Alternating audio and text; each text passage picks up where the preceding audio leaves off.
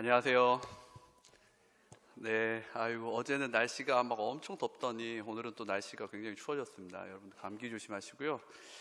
오늘부터 이제 선교적 교회의 여정을 이제 또 이 램스 훈련의 여정을 시작하는데 하나님께서 이 훈련 속에 담아 놓으신 그 하나님의 계획들과 또 여러분을 향한 하나님의 뜻, 그리고 이 교회를 향한 하나님의 뜻들을 저와 여러분이 좀 잘 발견할 수 있으면 좋겠다라는 생각이 듭니다. 사실은 우리가 그 선교에 대한 우리가 고정관념이 있습니다.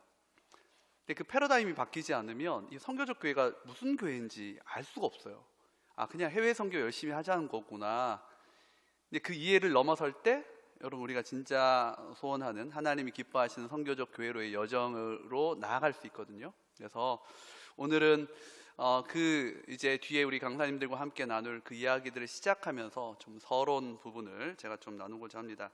근데 제가 이 강의에 대한 초안을 작년에 이 강의를 한번 했었고, 또 이 내용 중에 상당 부분을 또 우리가 제자 훈련 때 제가 조금 나눴습니다. 그래서 내용이 조금 겹치더라도 여러분 좀 이해를 해주시고요. 그러나 이 텍스트가 우리가 지금 어디로 이어질 컨텍스트, 그러니까 이 선교 훈련을 시작하면서 이 강의가 시작되기 때문에 이 강의를 우리가 다음 주부터 본격적으로 시작될 그 선교 훈련과 이 하나님의 선교, 이 크리스토퍼 라이트의 이 책의 내용과 잘 연관시켜서 여러분들 그 내용들을 오늘 제가 드리는 이 강의의 그릇 안에다가 잘 담아내시면 이게 이런 것이고, 오지경 목사가 와서 이야기는 했지만 하나님께서 최초의 교회를 계획하시고 오순절 성령 강림으로 교회를 시작하실 때 이 교회를 향한 하나님의 뜻이 무엇이었는지를 조금씩 이제 알아갈 수 있는 그 시간이 되지 않을까라는 생각이 있습니다. 자, 다 같이 힘내시고요. 옆에 있는 분들과 함께 그렇게 인사 한번 하시죠. 끝까지 완주합시다. 네.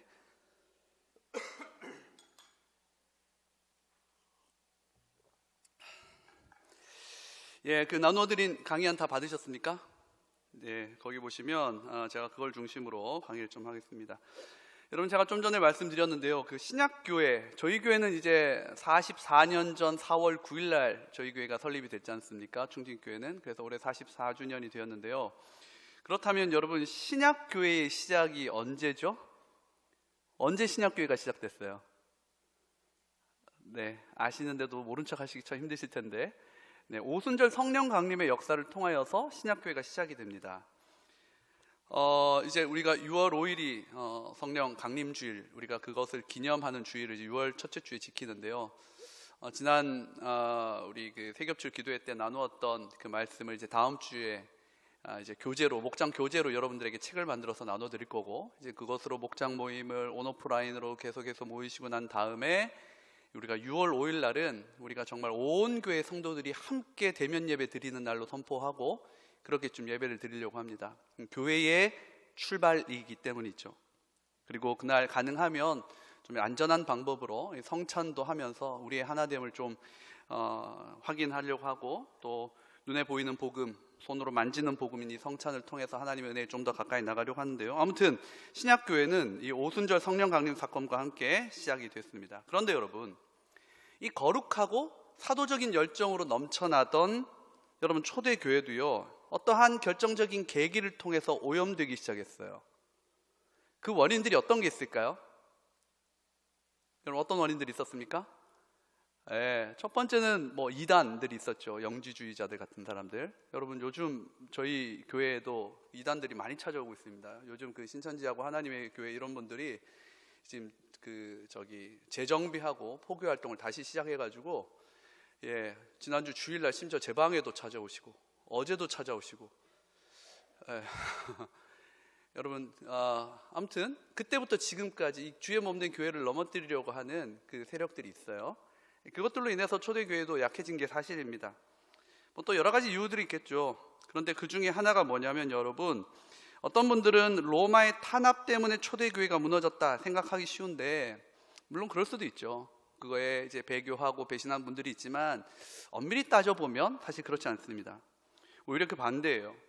초대교회가 결정적으로 타락하기 시작한 것은요, 여러분 들어보셨죠? 주후 313년에 어떤 일이 있었습니까? 로마의 황제였던 콘스탄티누스 1세가 기독교를 공인하기 시작하면서부터 아이러니하게도 교회는요 오염되고 그 정체성을 잃어가기 시작을 해요. 제가 예전에도 소개해드린 적이 있지만 이 초대교회는요 여러분, 누군가 회심하고 교회의 멤버가 되려고 할 때 아무나 받지 않았습니다. 독일의 하이델베르크 대학 그리고 미국의 하버드에서 초기 교회사 연구로 박사학위를 받은 그 알렌 크라이더라는 이 박사님이 계신데요, 이분이 쓰신 그 회심의 변질이라는 책에 보면 초대교회는 세 가지, 그러니까 이 사람이 정말 회심했는지, 그래서 우리 교회의 멤버가 될 수 있는지, 주의 몸된 교회의 일원이 될 수 있는지를 그냥 4주 세가족 교육하고 12주 제자 훈련하고 받지 않았어요. 그래서 그분들은 한 3년에서 5년 동안 이 세 가지를 점검했습니다. 그걸 3B라고 이 알렌 크라이더 박사가 얘기를 하는데, 첫 번째가 뭐냐면 belief, 신념, 믿음이죠. 두 번째는 behavior입니다. 뭡니까? 행동. 그리고 세 번째는 belonging, 그가 속한 소속에서 정말 그리스도의 정체성을 드러내고 있는가, 그로 인하여서 그 공동체가, 그가 속한 공동체가 하나님의 공동체가 되고 있는가 살핀 것이에요. 첫 번째부터 살펴볼까요? 여러분, 첫 번째는요, 지금처럼 자신의 신념, 즉 믿음을 고백해야 됐습니다. 우리도 여러분, 우리가 세례를 받을 때 교회 정식 멤버가 되려면 우리가 하나님을 나의 주인이다, 예수 그리스도를 통하여 우리가 구원받았음을 우리가 고백해야 되잖아요. 마찬가지로 그때도 이 자신의 믿음을 고백해야 했는데, 그것도 교회 앞에서 공적으로 자신의 믿음을 고백해야 됐습니다. 유대교와 로마의 극심한 핍박 속에서도 초대교회 성도들은요, 나만 아는 믿음, 속으로 믿는 믿음이 아니라 사람들 앞에서 공적으로 자신의 신앙을 고백해야 했어요. 그럼 이것은요, 좀 심하게 말하면 당시의 그 상황과 환경을 돌아봤을 때 예비 사형수로 스스로를 선포하는 순간입니다.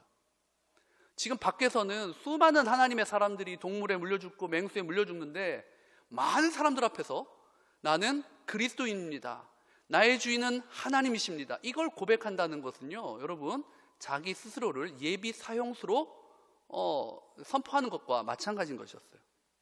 그런데 그들은 그것을 마다하지 않았습니다. 그리고 교회는요 또한 입으로 고백하는 믿음의 고백으로만 그 사람을 받아들이지 않았어요. 그 다음에는 behavior이라고 했죠. 그 사람의 행동을 지켜봤습니다. 정말 이 고난과 핍박 속에서 그가 어떻게 행동하는지를, 그의 일상을, 교회 안에서의 삶만이 아니라 그의 일상을 교회의 지도자들이, 리더들이, 장로들이 살피고 돌아본 거예요. 특별히 그 중에서도 그가 가난한 사람들을 위해 물질을 나누고 궁핍한 자들의 마음을 살피는지를 여러분, 이 입교 과정에서 굉장히 중요한 것으로 여겼습니다.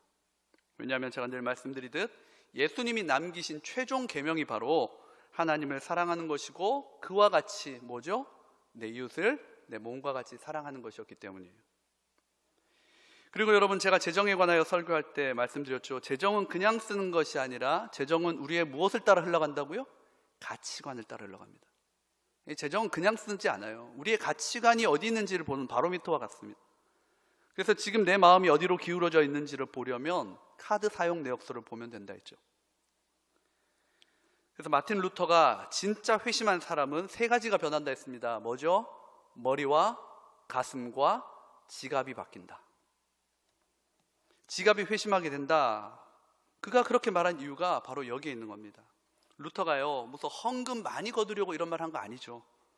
재정 사용은 우리의 가치관이 들어있게 재정에 대한 소유권을 하나님께 드리는 것, 여러분, 그것이 바로 회심한 이의 삶에서 나타나는 특징으로 그가 언급을 한 겁니다. 여러분, 잘 생각해 보십시오. 유대인들과 로마인들의 등살 속에서 여러분, 초대교회 성도들이요, 넉넉한 삶을 살았을까요? 그들은 그 협동조합에 들어가지 못하면 아무 경제 활동을 할 수 없는데, 그 협동조합에 들어가기 위해서는 뭘 해야 됐습니까? 가이사는 나의 주인입니다, 이 고백을 해야 됐어요. 그래서 여러분, 서머나 교회 성도들, 서머나 교회 성도들이 그렇게 고통을 겪었던 이유가 이런 상업 활동을 할 수가 없어서였기 때문입니다. 그런데 여러분, 그 넉넉하지 못한 그 상황 속에서도 그들이 정말 자신의 작은 것 하나를 가지고도, 콩 한 쪽을 가지고서도 이웃들을 위해 어떻게 사용하는지, 나누는지를 그 초대교회는 확인한 것이죠. 그리고 세 번째는 belonging이라고 했습니다. 그가 속한 공동체, 가정, 교회, 그리고 직장을 비롯한 여러 다른 세상의 공동체 속에서 어떻게 살아가는지, 그가 정말 하나님 사랑과 이웃 사랑의 가치를 지킬 수 있는 공동체에 속해 있는지를 살핀 것이에요. 그래서 당시 초대교회 성도들은요, 그 로마 군대에 징집이 되면 그걸 거부를 했다고 합니다. 왜냐하면 성경에는 살인하지 말라 했는데 로마 군대에 들어가는 순간 살인할 수밖에 없잖아요. 이런 개념들이 이제 시간이 가면서 조금 바뀌긴 했으나, 그러나 어쨌든 초대교회는 그가 속한 공동체에서 정말 하나님의 가치, 예수 그리스도의 그 가치를, 그 정체성을 드러내며 살 수 있는지를 그가 소속한 공동체의 변화와 그곳에서 어떻게 그가 살아가는지를 통해 확인했다는 겁니다.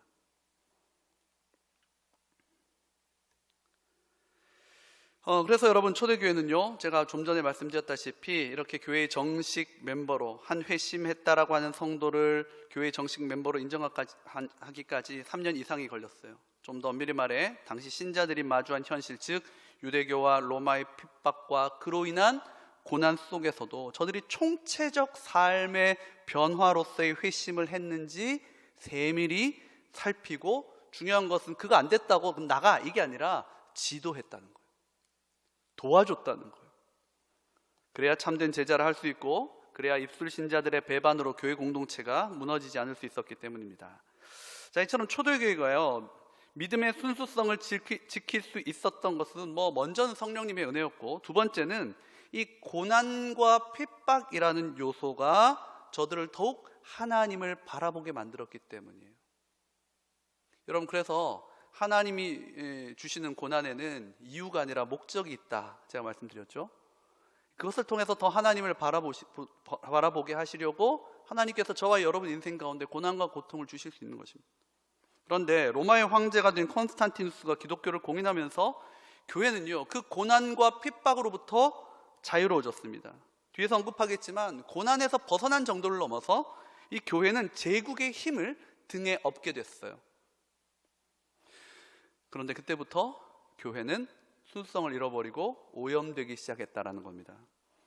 여러분, 막센티우스라는 사람이 있습니다. 앞에 사진 나올 텐데요. 이 막센티우스라는 황제는요, 반란을 일으켜서 스스로 로마 황제에 올랐던 사람이에요. 근데 원래 이 사람의 아버지는 그 서로마 제국의 황제였던 막시미아누스라는 사람입니다. 그런데 아들인 자신이 황제가 되지 못하고 이 콘스탄티누스가 이 서로마 제국의 황제가 된 거예요. 그래서 당시 이 서로마 제국의 수도였던 밀라노를 떠나서 이 사람이 어디로 가냐면 로마로 갑니다. 로마로 가서 거기서 자기가 스스로 황제라면서 황제의 자리에 올라요. 근데 그걸 또 이 로마의 그 원로원 사람들과 그 로마 백성들이 환영을 합니다. 왜요? 자신들이 중심에서 밀려나 있었거든요. 그래서 이 막센티우스라는 사람을 통해서 우리가 이 로마의 중심으로 다시 서야겠다, 옛 로마의 영광을 회복하려 했던 것이에요. 그런데 로마를 관할하던 이 서방 제국의 황제 이 콘스탄티누스가 이것을 그냥 보고 있었겠습니까? 그냥 둘 수 없었던 것이죠. 그래서 막센티우스 군대와의 전쟁을 치르기 위해 로마로 출정을 했는데요, 유세비우스라는 역사가의 기록에 의하면 이 전쟁을 치르기 전날 그 유명한 이야기죠. 이 콘스탄티누스가 어떻게 했습니까? 꿈을 꿉니다. 어떤 꿈 꿨어요? 예수님이 나타나서 라바룸이라는, 제가 옛날에 설교할 때 로마 군단의 그 방패에 이렇게 새겨졌던 마크인데, 이 라바룸이라는 표시를 보여주면서 내일 전투에서 이 표시로 이기리라, 이런 환상을 보여주셨다 해요. 누가요? 콘스탄티누스가. 이 라바룸은요, 그리스도의 헬라어 표기인 크리스투스의 첫 두 글자와 그러니까 카이와 로, 그러니까 우리로 따지면 CH를 합쳐놓은 겁니다. 크라이스트니까 CHRIST잖아요. 그래서 CH를 합쳐놓은 건데, 이게 꿈에서 본 거예요. 그러니까 이 콘스탄티누스가 잠에서 깨서 모든 군인들에게 이 라바룸을 자신들의 투구와 방패의 색이라고 명령을 내립니다.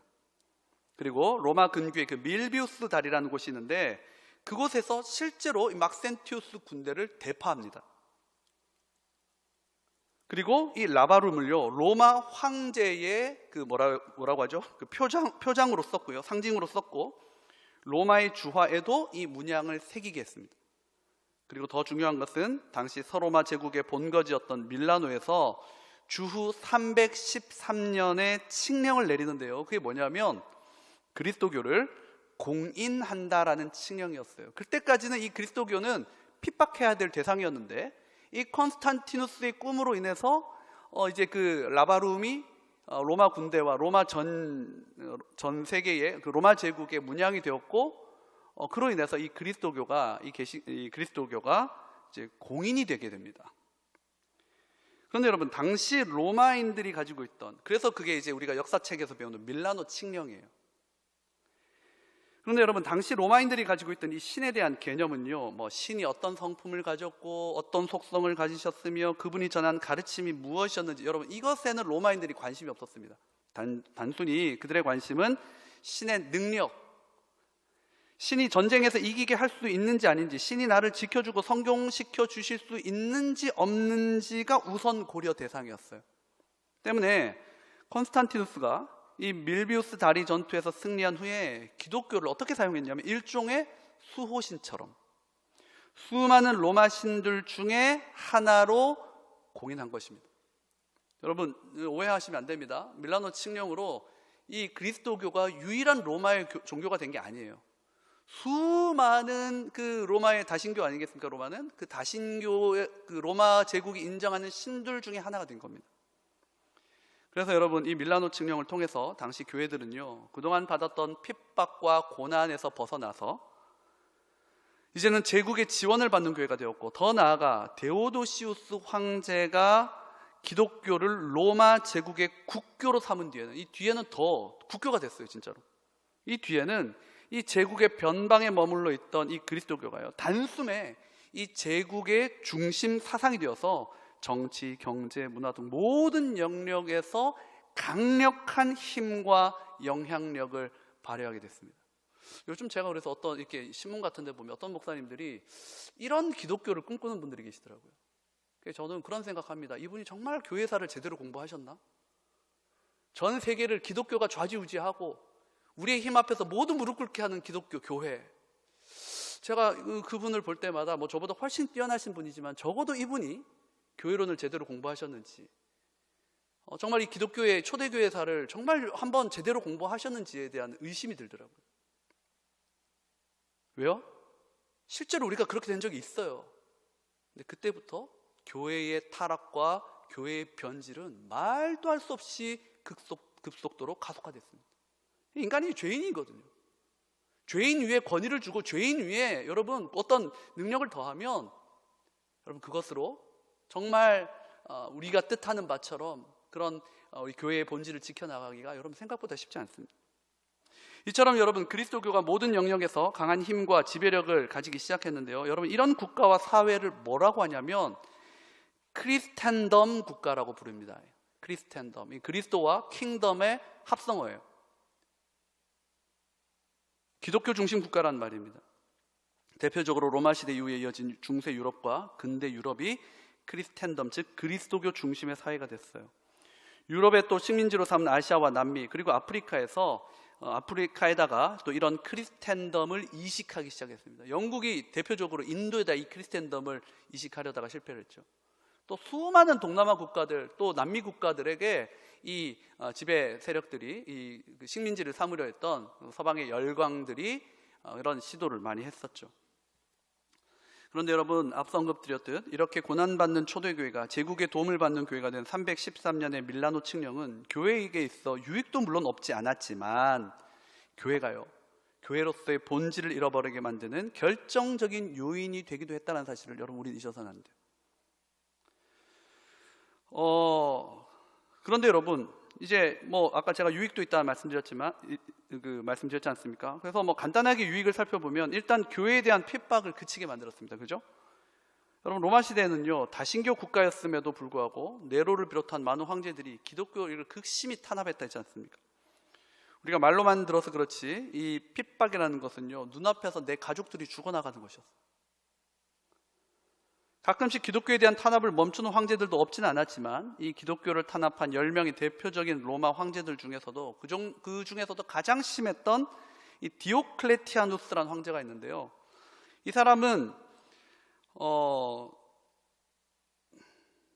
주후 303년, 이제 빌라노 칙령이 313년이니까 그 한 10년 전에 이 사람이요 칙령을 내려서 교회에 대한 잔혹한 핍박을 시작합니다.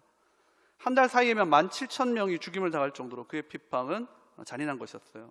그래서 여러분, 얼마나 이 핍박이 심했으면 로마 교회의 감독이었던 마르셀리누스라는 분도 이때 배교를 합니다. 로마 교회의 가장 지도자가 얼마나 핍박이 심했던지 그리스도를 부인을 해요. 교회를 떠나게 됩니다.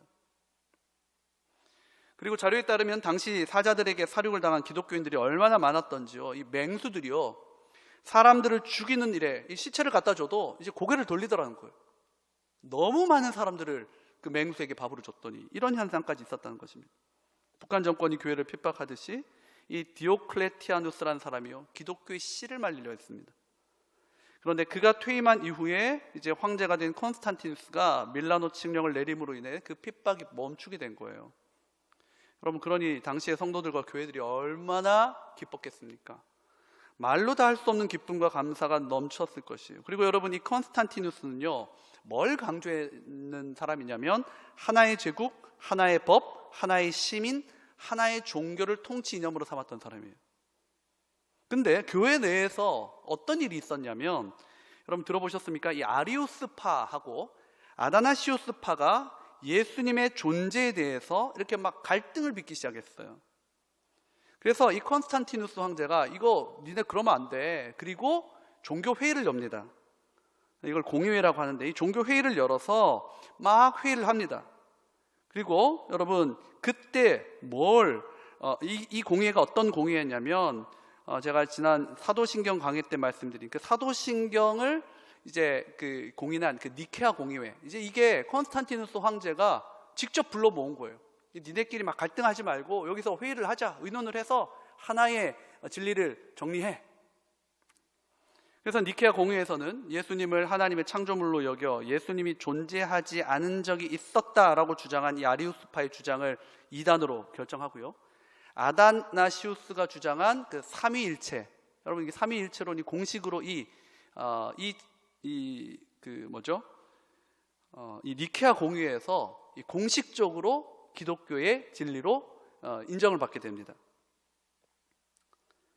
그리고 이러한 내용을 담아 발표한 것이 바로 사도신경, 아타나시우스 신경과 함께 또 공교의 3대 신경이라 불리는 니케아 신경인데요, 서방교회가 사도신경을 고백하듯이 동방교회는 지금도 니케아 신경을 지금도 고백해요. 동방교회, 러시아나 이런 동방 종교회에서는 사도신경을 고백 안 하고 이 니케아 신경을 고백하는데 그 내용이 삼위일체에 대한 내용이 비슷합니다. 콘스탄티누스는 하나의 로마를 세우기 위해 정치적인 이유로 니케아 공회를 열었지만 결과적으로는 잘못된 교리로부터 교회를 지켜내는데 이 콘스탄티누스가 일종의 역할을 한 거예요. 그리고 테오도시우스 황제에 이르러서는 이 기독교가 로마의 국교가 된 겁니다. 그런데 여러분, 고난을 잃어버린 교회의 기쁨은 잠시였고요, 이후에 국교가 되어서 아기가 태어나면 자동적으로 그리스도인이 되는 기독교 국가가 됨으로 인해 이 교회는요 오히려 더 많은 것들을 잃어버리게 됐어요. 그리고 교회는 오염되기 시작했습니다. 대표적인 것이 한 3가지 정도로 들 수 있는데요, 대표적인 것이 교회는 건물이 아니라 바로 성도인 우리 자신인데, 이때부터 사람들은 교회를 건물로 오해하기 시작했습니다. 자막 올려주세요. 네. 그게 뭐냐면 화려한 교회 건물의 출현 바실리카입니다. 강사님 여기 2-1, 2-2-3 이것도 다 나와야 됩니다. 네. 제가 그 나누어드린 종이에는 드렸는데요, 여러분 이전에는 초대교회는요 이 교회 건물이 따로 없었잖아요. 가정에서 모여서 가정에서 그 성도들이 함께 모여 예배를 드리고 교제하고 떡을 떼고, 여러분 그것이 교회의 초창기 모습이었습니다. 근데 이제 교회가 나라의 인정을 받기 시작하니까 뭐가 생기냐면 화려한 교회 건물이 출현하기 시작했어요. 그것을 라틴어로 바실리카라고 합니다. 근데 여러분 로마에 가면 지금 사진 나오죠? 막센티우스 바실리카라는 건물이 있습니다. 이 건물은 앞서 언급한 스스로 황제라 칭하면서 로마에서 권력을 잡았던 이 막센티우스가요, 당시 로마에 기하급수적으로 많아지던 그리스도인들의 환심을 사려고 만든 최초의 교회 건물이에요. 여러분 로마 가보신 분들 아시겠지만 그 포로 로마노라는 고대 그 로마의 그 중심지가 이렇게 아직도 그 유적이 남아있거든요. 그 중에서도 이 막센티우스 바실리카라는 건물은요, 그 중에서도 가장 큰 건물 중 하나입니다. 그런데 막센티우스가 죽게 되고 그리스도교가 공인되자 이 건물은 콘스탄티누스 바실리카라고 부르기 시작했고요. 그리고 이 바실리카는 훗날 교회를 상징하는 건물이 됐어요. 그런데 여러분, 이 건물의 내부 구조가 어떤 구조였는가? 여러분, 가정에서 드리는 그 예배의 그 형태는 뭐였을까요? 제가 늘 앞에다 적어놓지만 둘러앉음이었습니다. 가정에서 모이는 그 예배는요, 그 모양의 형태가 둘러앉음이었습니다. 근데 이 바실리카가 생기기 시작하면서 구조가 어떻게 변했다고요? 테아트룸이라고 해서 극장식으로 바뀌게 돼요. 지금 우리가 있는 이 극장식 있지 않습니까? 여러분, 초대교회는요, 이런 식으로 교회가 예배에 모이지 않았습니다. 무대가 있고 관객석이 있는 극장식 구조로 바실리카가 시작이 돼요. 여러분, 이때부터요, 이런 형태의 교회 건물이 시작이 됩니다. 여러분 아시죠? 바실리카 양식의 교회들이 세워지기 전에 교회는 건물 따로 없다 했습니다. 둘러앉음이라 했습니다. 그래서 그 둘러앉은 그 자리에서 함께 식사하고 말씀을 연구하고 토론하고 성령 충만하여 올려드리는 찬양과 기도로 넘쳐나는 믿는 사람들의 모임이었어요. 둘러앉았으니까 누가 뭐 직분 높다고 대장 역할을 할 수도 없었고요. 모두가 그리스도 안에서 한 형제 자매로서의 그 구조 자체가 교회가 어떤 곳이어야 하는지를 그 상징을 나타냈던 것이에요. 그런데 바실리카가 되면서요, 그 건물에 이 사람들이 그 정체성을 뺏기기 시작했습니다.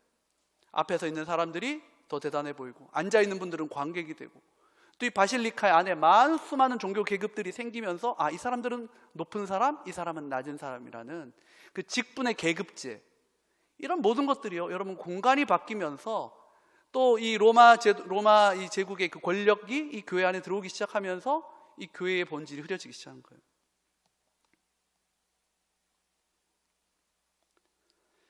그런데 여러분, 313년 밀라노 칙령 이후에 더 이상 따로 선교하고 전도하지 않아도 되는 그런 크리스텐덤의 사회가 시작되면서 교회는 선교적 DNA를 잃어버리게 된 겁니다.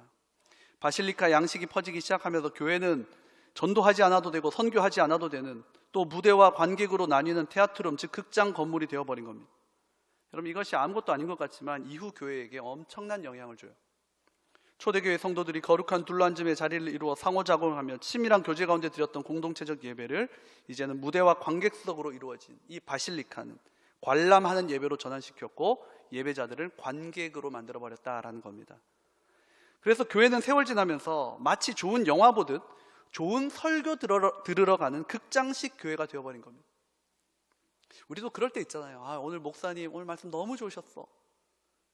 또 어느 날은 돌아가면서 오늘 목사님 죽으셨네. 근데 평가는 하는데 교회 나가면 끝이에요. 그게 죽을 썼든 그게 좋은 설교였든 그냥 한마디 평가로 그 예배는 끝이 나버립니다. 교회 밖에 나가서는요, 그냥 내가 살던 대로 사는 거예요.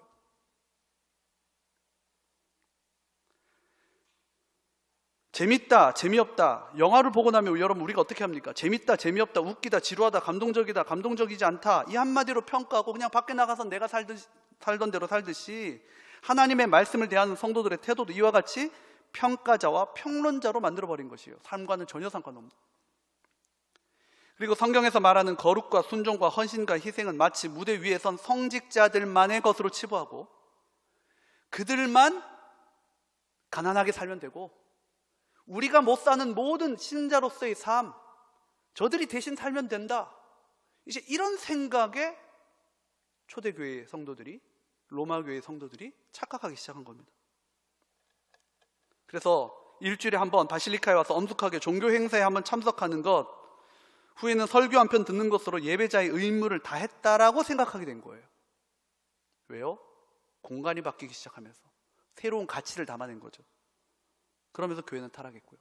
두 번째는요, 이 크리스텐덤 시대의 바실리카는 또 다른 문제점들을 양산해내기 시작했는데, 그것은 바로 교회가 라틴어로 이 텔루스라고 해서 자기 소유의 땅과 재산을 가지게 시작됐습니다. 여러분 그런 이야기 들어보셨죠? 워낙 목사님들이 이런 얘기 많이 하셨는데, 이노센트 3세라는 교황이 토마스 아퀴나스라는 중세 신학자에게 이런 말을 했다는 거예요. 보시오 선생, 베드로 사도께서는 그 은과 금은 내게 없다고 말씀하셨는데 지금은 하나님의 은혜로 교회에 금은 보화가 넘쳐나고 있습니다. 막 아주 너무 자랑스러워서 그런 얘기를 했어요. 마치 예수님이 예루살렘에 입성하셨을 때 잠깐 그 감람나무 동산에 올라가셨을 때, 감람산에 올라가셨을 때 제자들이 와, 저 예루살렘 성전을 보십시오. 너무 아름답지 않습니까? 거기서 올라오는 막 민족적 자긍심 이런 게 아마 이노센트 3세기도 있었던 것 같아요. 근데 그때 이 토마스 아퀴나스 신학자가 뭐라고 얘기했다고요? 네, 교황님, 교회는 은과 금은 넘쳐납니다. 그런데 대신에 교회는 나사렛 예수 그리스도의 이름으로 일어나 걸으라 라고도 말할 수 없게 되었습니다. 고가는 채워지고 능력은 비게 된 그 안타까운 교회의 모습이 되었다라는 것을 빗대어서 지금 이 토마스 아퀴나스가 그런 얘기를 했다는 거예요. 거기다 여러분, 없을 때는 몰랐는데요, 교회가 돈이 많아지고 재산이 늘어나기 시작하니 본질이 아니라 비본질적인 것들을 추구하기 시작했고, 교회는 거기서 기쁨과 만족을 누리기 시작했다는 겁니다. 거기다 콘스탄티누스는 공직자들이 세례를 받으면요, 지위와 계급을 줬어요. 계급을 올려줬습니다. 또 평민들이 세례를 받으면요, 한 사람당 금 20조각씩을 지급했다고 합니다. 이러니 여러분, 누가 세례를 안 받겠습니까? 여러분, 군대 가면 아시잖아요. 초코파이 하나만 줘도요, 기독교 가서 세례받고, 천주교 가서 영세받고, 불교 가서 수계라고 여기 그 세계 불 이렇게 하거든요. 초코파이 하나로도 그렇게 하는데 금 20조각씩 줬다고 생각해 보십시오. 누가 세례를 받지 않겠냐고요. 거기다 성직자들을 계급 구조로 세우고 높으면 높을수록 사회적 특권층이 되도록 했습니다. 그러니 여러분, 당시 사회에는요, 자연스럽게 여러분, 참신자보다 아까 제가 말씀드렸던 3B로 통해서 참된 교회의 성도들을 세워가려 했던 초대교회 정신은 사라지고 자신의 유익을 위해 세례를 받는 사람들로 채워지게 된 겁니다. 교회의 멤버가 아니라 사실은 바실리카의 멤버, 바실리카의 교인이 된 거죠. 초대교회 성도들은 예수님의 명령처럼 자신들의 모든 것을 가난한 자들에게 나누고 핍박과 환난, 고난과 고통의 길을 걸으면서까지도 제자의 길, 신자의 길을 걸으려고 했는데, 이 콘스탄틴 황제의 밀라노 칙령 이후에는 자기 자신의 유익을 위한 회심과 신앙생활이 교회 안에 들어오기 시작했어요. 그래서 기복신앙의 출발이 바로 여기였습니다. 그리고 여러분, 하나만 더 말씀드리면, 이 밀라노 칙령을 선포한 콘스탄티누스는, 이 황제는 자신에게 이 폰티펙스라는 그 칭호를 스스로 부여합니다. 이 폰티펙스란 말은요, 라틴어인데 신과 인간 사이에 다리를 놓는 사람이라는 의미예요. 그래서 로마 2교의 제사장들을 일컫는 단어였습니다. 폰티펙스. 그런데 콘스탄티누스는 자신이 그러한 존재임을 드러내며 본인이 교회의 제사장이 되려고 했고, 본인이 교회의 중보자가 되려고 했고, 본인이 교회의 수장이 되려고 했어요. 그래서 예수님께서 베드로의 고백 위에 교회를 세우신다 했으니 베드로를 교회의 수장으로 여겨서 베드로 무덤이 있던 곳에 또 바실리카를 세우거든요. 그것이 훗날 확장 공사를 거쳐서 지금 뭐가 돼 있습니까? 성 베드로 대성당이 돼 있는 거예요. 그것을 레오 10세 때 막 돈을 엄청나게 들여서 전 세계에서 가장 큰 바실리카로 만들어버린 겁니다. 그래서 여러분, 지금도 가톨릭에서는 교회의 수장이 누구라고 말해요? 베드로라고 합니다. 베드로가 1대 교황이에요. 그런데 그 교황을 일컫는 공식적인 칭호 중 하나가 뭐예요? 콘스탄티누스가 자신에게 붙였던 칭호인 폰티펙스 막시무스. 지금도 여러분, 로마 가톨릭에서 교황의 공식 칭호는 폰티펙스 막시무스입니다. 그때 시작된 거예요. 이처럼 콘스탄티누스는 폰티펙스, 자신을 감독 중의 감독, 교회의 머리로 여겼습니다. 그러면서도 그는 자기 아버지가 믿었던 그 페르시아의 태양신이 있어요. 그 미트라라고 했는데 그 미트라를 여전히 섬겼습니다. 그래서 그리스도교를 공인한 후에도 그가 발행한 화폐는요, 이 미트라 신의 초상을 조각하고 무적의 태양, 나의 보호자라는 글귀를 거기다 써놨어요. 그리고 다른 또 주화에는 라바룸, 그리스도를 나타내는 라바룸을 새겨놓고 완전히 이제 종교 혼합주의가 된 겁니다.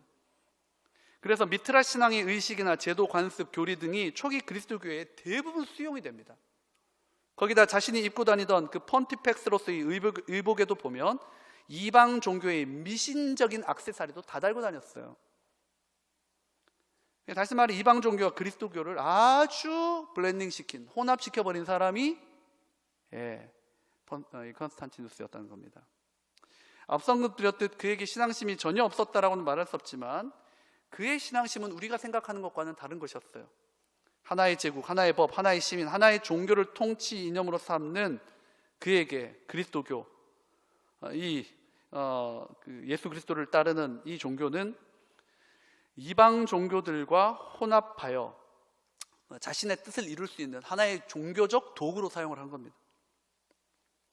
여러분, 당시 그리스 로마의 신들은요, 그 세 번째 이제 로마 신들의 신관과 우리의 신관으로 들어가는데, 여러분 당시 그리스 로마의 신들은요, 인간들에게 신으로서 대접받는 것이 아니라 여러분 어떤 존재였냐면 철저히 인간의 성공을 돕기 위해 존재했습니다.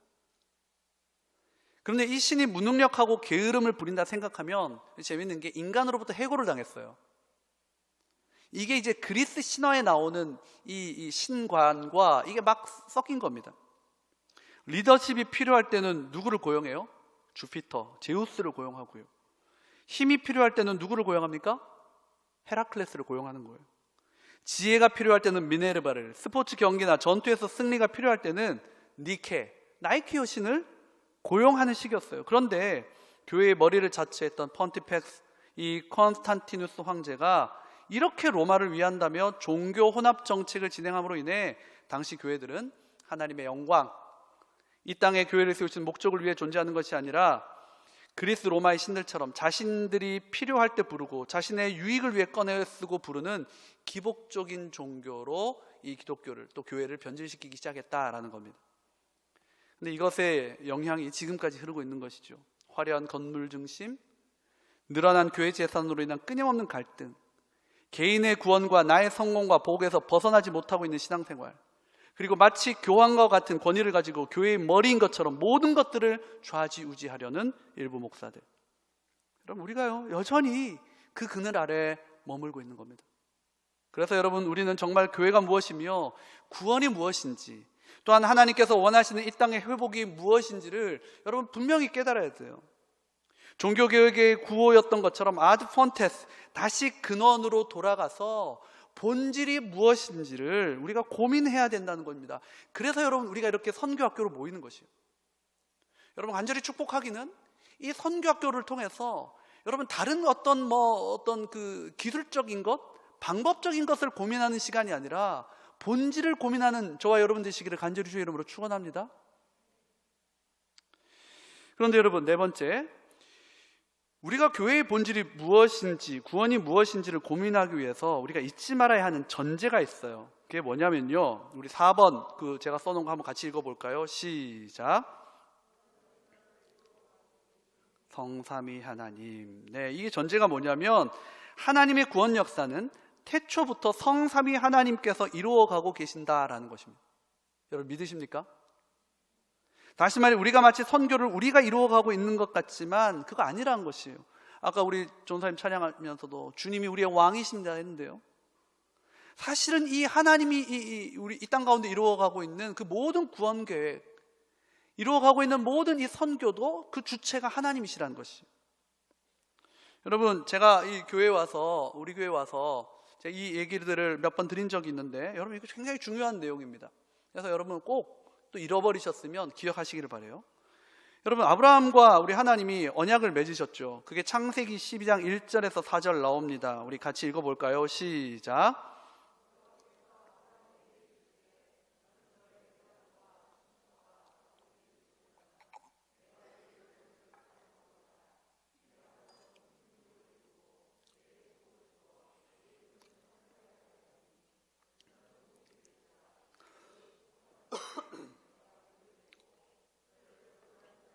내가 저주하리니 땅의 모든 족속이 너로 말미암아 복을 얻을 것이라 하신지라. 이 아브라함이 여호와의 말씀을 따라갔고 롯도 그와 함께 갔으며 아브라함이 하란을 떠날 때에 70. 여러분 이거 보시면 우리가 참 좋아하는 말씀이잖아요. 그런데 이것은요, 여러분 단순히 아브라함에게만 축복한 말씀, 한 개인에게 허락된 축복, 저들의 자녀들이 하나님의 복을 받아 잘 될 것이라는 그 이상의 의미를 가지고 있음을 우리는 기억해야 돼요. 제가 자주 말씀드리지만 우리 좀 더 살펴볼까요? 우리 창세기 22장 17절 18절 말씀 같이 읽습니다. 시작. 번성하여 하늘의 별과 같고 바닷가의 모래와 같게 하리니 내 씨가 그 대적의 성문을 차지하리라. 또 내 씨로 말미암아 천하 만민이 복을 받으리니 이는 내가 나의 말을 준행하였습니다 하셨다 하니라. 아멘. 여러분 여기 보시면 기억나시죠? 앞에 나온 두 번의 내 씨, 이게 단수라 했습니까? 복수라 했습니까? 복수입니다. 아브라함의 자손들을 일컫는 거예요. 그러나 마지막에 나온 이 내 씨, 이건 복수였습니까? 단수였습니까? 단수예요. 앞에서 언급한 아브라함의 자손들이 아닙니다. 천하 만민이 복을 받는 것은 아브라함의 자손들로 말미암아 받는다는 것이 아니에요. 그러면 여기 나오는 내 씨는 누구를 뜻한다고요? 우리 신약성경 사도행전 3장 25절 후반부 같이 읽어볼까요? 시작.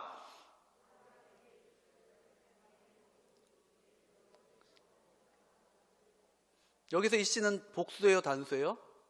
단수입니다. 우리 갈라디아서 3장 16절 이어서 읽습니다. 시작. 아브라함과 그 자손에게 말씀하신 것인데 여럿을 가리켜 그 자손들이라 하지 아니하시고 오직 한 사람을 내 자손이라 하셨으니 곧 그리스도라. 오직 한 사람이 내 자손이라 했는데 그분이 누구시라고요? 예수 그리스도. 우리 마지막으로 갈라디아서 3장 13절 14절 함께 했습니다. 시작. 그리스도께서 우리를 위하여 저주를 받은 바 되사 율법의 저주에서 우리를 속량하셨으니 기록된 바 나무에 달린 자마다 주 아래 있는 자라 하였습니다. 그리스도 하나님의 지게 하고 또 우리로 하여금 믿음으로 말미암아 성령의 약속을 받게 하려 함이라. 아멘. 여러분 잘 보십시오. 이 말씀을 잘 보시면 하나님께서는 이미 영원 전부터 이 땅의 구원 계획을 가지고 계셨고 성부, 성자, 성령 하나님께서는요 그 일을 직접 이루어 오셨어요. 다시 말해 하나님께서는 천하 만민 즉 열방을 향한 선교를 직접 이루어 오셨던 것입니다. 그리고 그 성삼위 하나님의 선교는 지금도 계속되고 있는데요, 바로 성령 하나님의 오심으로 시작된 여러분 이 교회를 통해서 성삼위 하나님께서는 지금도 친히 하나님의 선교, 이 구원의 역사를 이루어가고 계신다라는 겁니다. 그렇습니다. 여러분 교회는요 사람이 세운 것 아닙니다. 그래서 여러분 저도 저의 모교회, 저희 어른들이 저희 교회를 개척했기 때문에 또 모든 교회들은 설립자 가문이라는 게 있잖아요. 사실은 그거 틀린 말이에요. 이건 제가 저에게 하는 말입니다. 저는 저희 할아버지가 전 재산을 바치셔서 대구 선문로교회 고신 1호교회, 대구 경북의 1호교회를 했는데 제가 이 말씀을 들으면 들을수록 그 설립자 가문이란 말 굉장히 틀린 말이라는 걸 제가 제 스스로에게 적용합니다. 사용해 주신 은혜와 감사와 기쁨은 누릴지언정 주인의식을 가지면 안 되겠다, 이런 생각을 하게 되는 거예요. 왜냐하면 교회의 설립자는 누구시라고요? 성령 하나님이시기 때문입니다. 그래서 여러분 교회는요 본질적으로 그 성삼위 하나님이 이루어 가시는 하나님의 선교에 동참하는 것, 그것이 바로 존재의 이유일 수밖에 없는 것이에요. 성령의 오심으로 만들어졌기 때문에, 세워졌기 때문에. 여러분 아시듯이 전통적인 교회의 사역은 세들백 교회 우리 리그 워렌 목사님이 말씀하셨듯이 예배, 교육, 선교, 봉사, 친교를 위해 존재한다라는 것이었습니다. 저는 여러분 이것이 틀렸다고 보진 않아요. 그러나 선교를 교회가 감당해야 하는 많은 일들 가운데 하나로 생각한 것은 이 포인트가 조금 엇나갔습니다. 여러분 성령님의 오심으로 시작된 교회의 출생으로 볼 때, 또한 예수님의 마지막 명령으로 볼 때, 여러분 선교는요 이 5가지 중 하나가 아니에요. 교회의 여러 사역 중 하나가 아니에요. 선교는 교회의 본질이라 할 수 있습니다.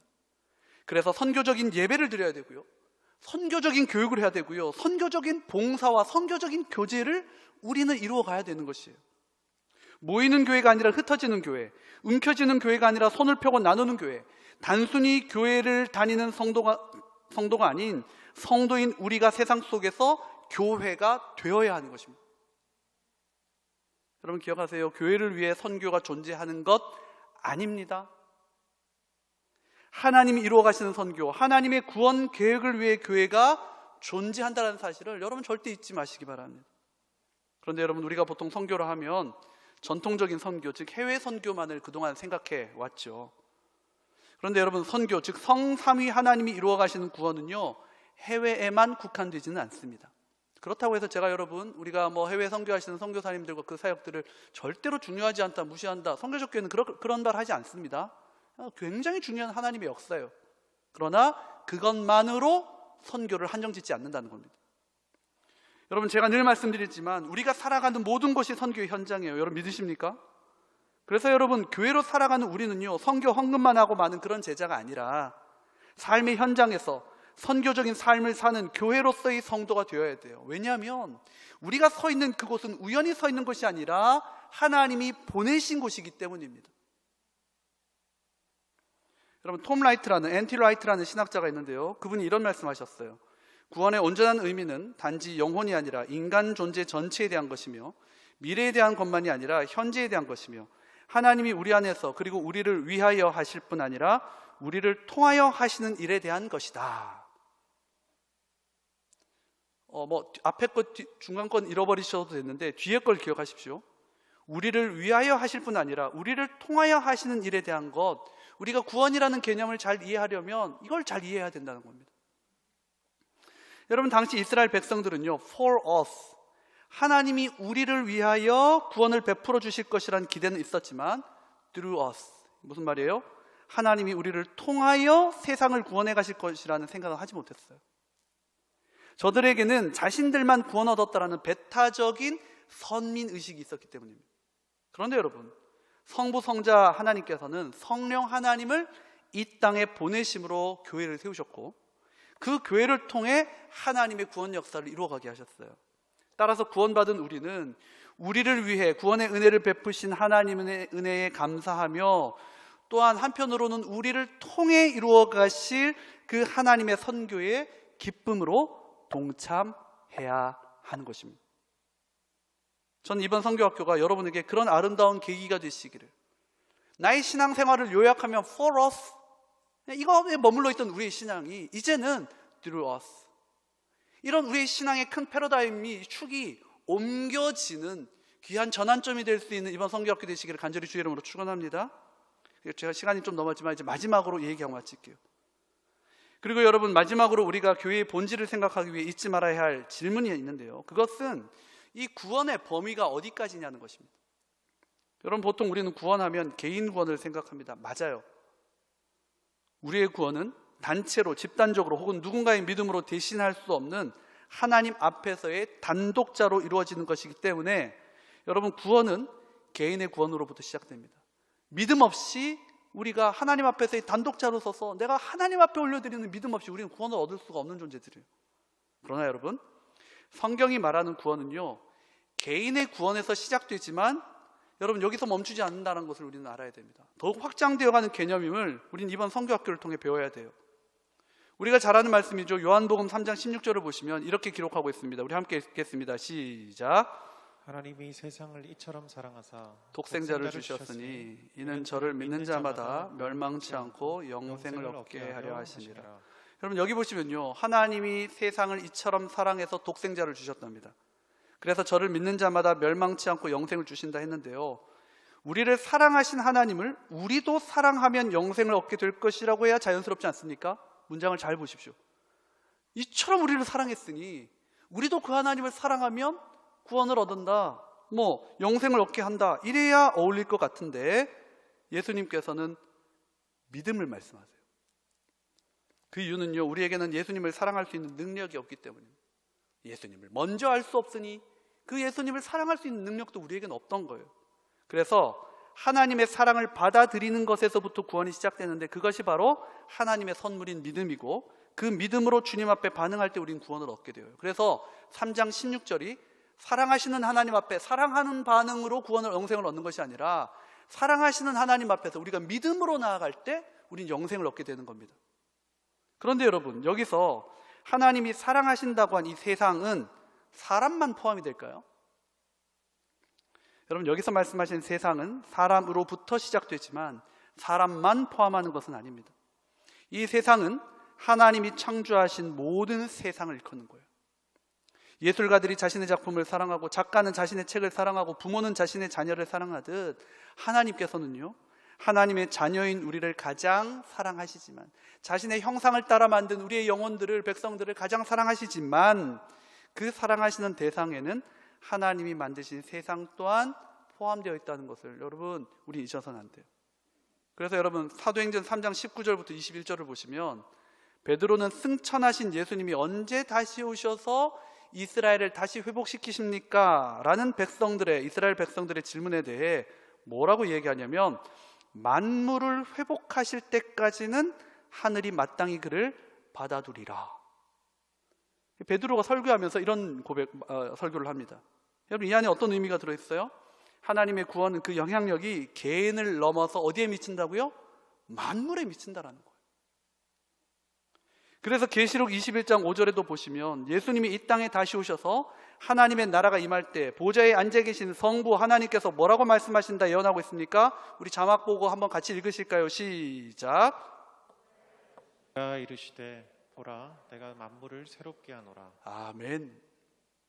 다시 오실 우리 하나님께서는요, 예수님께서는 다시 오실 우리 주님으로 임하게 될 그 완전한 하나님의 나라 때는요, 여러분, 우리 하나님께서 만물을 새롭게 하실 것입니다. 여러분 믿으십니까? 그래요, 여러분. 구원의 역사를 이루어 가시는 성삼위 하나님께서 개인의 구원은 물론이요, 그들을 통해 만물을 회복시키시고 구원시키실 계획을 가지고 계신 겁니다. 만물 가운데 하나님의 손길과 통치가 닿지 않는 곳이 없는 하나님의 나라를 회복시키실 것이다 라는 거예요. 그래서 여러분, 우리가 카메라에 보면 그런 기능 있지 않습니까? 줌 인, 줌 아웃. 당기면 커지고 이렇게 쪼으면 멀어지는 그런 기능이 있잖아요. 마찬가지로 구원을 줌인의 관점에서 보시는 분들은, 이렇게 이 구원을 막 당겨서 보시는 분들은요, 어떤 단어를 많이 사용하시냐면 복음이라는 말을 많이 쓰십니다. 그런데 줌 아웃, 이 하나님의 구원이 의미하는 바가 무엇인지를 좀 이렇게 멀리서 보려고 하시는 분들은 무슨 말을 많이 써요? 하나님의 나라라는 말을 많이 쓰세요. 근데 이게 약간 이게 이제 좀 우리 교회 안에서도 두 개로 나뉘어 있는데요, 그러나 여러분, 우리 이 균형을 잘 맞춰야 됩니다. 왜냐하면 예수님도 말씀하시고 세례 요한도 선포했듯 성경에 기록된 복음은 하나님 나라의 복음이기 때문입니다. 그래서 여러분, 우리는요, for us, 우리를 위해 십자가를 지신 예수님으로 인해 구원을 얻었으니 안심하고 사는 인생이 아니라 through us, 구원받은 우리, 즉 교회를 통해 이루어 가시기 원하시는 그 만물의 회복, 하나님 나라의 회복을 위해 살아가야 되는 것이에요. 왜냐하면 우리가 교회거든요. 포항충진교회 그 교패는요, 사실 집 앞에 달아야 되는 것이 아니라 우리가 왼쪽 가슴에 명찰처럼 달고 다녀야 됩니다. 포항충진교회는 여기가 아닙니다, 여러분. 여러분이 포항충진교회예요. 그 아시죠, 여러분? 교회는 성령의 오심으로 시작되었기에 성도들이 성령 충만할 때 교회는 교회다워질 수 있는데, 성령 충만은 다른 그 무엇이 아니라, 제가 몇 번 말씀드렸지 않습니까? 성령 충만을 요엘서에서 뭐라고 했다고요? 자녀들은 예언할 것이요, 청년들은 환상을 보고, 아비들은 꿈을 꾸리라. 예언, 환상, 꿈 다 시각적인 거라 했습니다. 예언, 꿈, 환상 당연히 시각적인 거고, 이 예언도 내가 하고 싶은 말 하는 게 아니라 하나님이 보여주신 것들을 내 입으로 선언하고 선포하는 게 예언이잖아요. 그게 성경적 예언이거든요. 근데 뭘 보며, 뭐 어떤 꿈을 꾸며, 어떤 환상을 보면서 우리는 그것을 선포해야 되는가? 사도행전 1장 3절에 우리 주님 이 땅에서 마지막으로 그토록 강조하셨던 40일 동안 자신이 이 땅에 와서 가르치셨던 모든 가르침의 그 엑기스를 가르치실 때, 그 엑기스 중에도 엑기스였던 사도행전 1장 3절에 나오는 그 엑기스가 뭐였습니까? 하나님의 나라의 일을 말씀하시더라. 성령 충만은요, 다른 충만 아니에요, 여러분. 하나님 나라에 대한 환상으로, 하나님 나라에 대한 꿈을 꾸고 그 하나님 나라를 내 입으로 선언하고 선포하고 증거하는, 여러분, 이게 성령 충만입니다. 다시 말해, 성령 충만은 하나님의 나라로 충만해 있는 것이에요. 여러분, 하나님의 나라로 우리가, 교회로 살아가는 우리가 충만해 있다면 그 삶 자체가 선교적일 수밖에 없는 것이죠. 간절히 바라기는 저와 여러분이 성령 충만, 하나님 나라로 충만하셔서 저와 여러분을 통해 만물을 회복하기 원하시는 하나님의 계획에 기쁨으로 동참하시길 바라고요. 이번 선교학교를 통해서 그 만물의 회복, 그 하나님 나라의 복음을 배우고 고민하셔서 저와 여러분의 삶이, 또한 우리 교회가 하나님이 기뻐하시는, 우리 공동체가 하나님이 기뻐하시는 아름다운 선교적 교회로 세워져 가는 귀한 계기가 되시기를 예수님의 이름으로 축복합니다. 아멘. 자, 기도하겠습니다. 살아계신 하나님, 무엇보다 우리를 성령님의 오심으로 주의 몸된 교회를 세우셨사오니 무엇보다 우리를 성령 충만하게 하여 주시옵소서. 그러나 성령 충만은 우리의 어떤 개인적인 종교적인 욕망의 충만이 아니라 아버지 하나님, 하나님 나라의 충만임을 우리가 다시 기억하오니 주여, 우리의 삶이, 우리의 공동체가 하나님 나라로 충만케 하여 주셔서 우리의 저 깊은 이 심령 속에서부터 흘러나오는 우리의 모든 삶과 말과 섬김과 우리의 존재 자체가 그 하나님의 나라를 드러내고 그 하나님 나라의 복음을 증거하는 인생 되게 하여 주시옵소서. 그리하여 그동안 우리의 신앙생활이 for us, 나를 위하고 우리를 위한 것에만 머물러 있었는데 이번 선교학교를 통하여서 through us, 우리를 통하여 그 하나님의 구원교회, 그 하나님의 선교를 이루어 가시려 하는 하나님의 마음을 깨달아 주여, 우리를 주님 앞에 내어드리며 선교적 일상, 선교적 교회가 되어 살아가는 우리 사랑하는 충진교회 모든 성도들 되게 하여 주옵소서. 예수님 이름으로 기도합니다. 아멘. 감사합니다. 감사합니다. 우리 귀한 강해 주신 목사님께 다시 한번 뜨겁게